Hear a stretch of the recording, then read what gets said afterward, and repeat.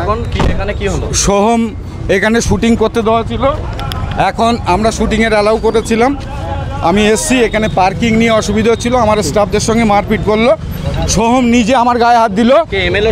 MLA Soham আমার চোখের এখানে ফুটিয়ে দিয়েছে, প্লাস আমাকে এখন পুলিশ কিভাবে নিয়ে যাচ্ছে, ঠিক আছে, থানায় নিয়ে যাচ্ছে উল্টো করে।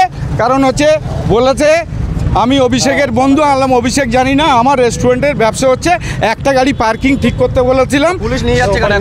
পুলিশ নিয়ে যাচ্ছে কেন? পুলিশের অফিসার রয়েছে জিনু, আমার কোনো রকম নেই, এক পয়সা ফাইন্যান্সিয়াল ডিল নেই, তারপরেও বলছে সোহম হুমকি দিচ্ছে একদিনে রেস্টুরেন্ট বন্ধ করে দেবো।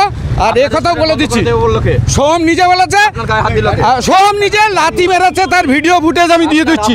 হ্যাঁ আমার হ্যাঁ। আর পুলিশ নিয়ে যাচ্ছে কোথায়? পুলিশ নিয়ে যাচ্ছে থানাতে। কি বললো এখন পুলিশ? বলছে তোমার নামে অনেক দাদাগিরি আছে। আর এবিপি আনন্দ হিন্দলকেও আমি বলেছি, উনি আসছেন। একদম আমি জোড়াত করেছি, তার ভিডিও ফুটেজ যদি না দেখাতে পারি তা আমার নাম আলম না। সোম লাত মেরেছে। আপনাকে লাত মেরেছে? একদম ভিডিও ফুটেজ আমার চোখের এখানে ভালো করে। তাদের কোনো অ্যাকশন নিল না? পুলিশ তো এখন উল্টো আমাকে বলছে থানায় চলো।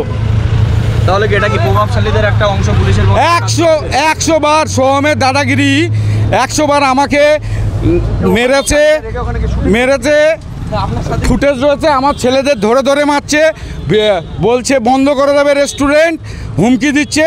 কোনো রকম ফাইন্যান্সিয়াল ডিল না, আমরা বলেছিলাম আমাদের সামনে। ফাইন্যান্সিয়াল ডিল ছাড়া কিভাবে রেস্টুরেন্ট দিলেন? আমরা ফ্রি অফ কস্টে দিয়েছি, একজন সেলিব্রিটি আসছে, আছে শুটিং করে না। ওই লোকাল থানাকে জানিয়েছিলেন?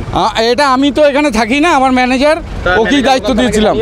মোস্ট প্রবাবলি জানানো হয়নি। এখন কি পুলিশ থানায় নিয়ে যাচ্ছে? হ্যাঁ, পুলিশ থানায় নিয়ে যাচ্ছে।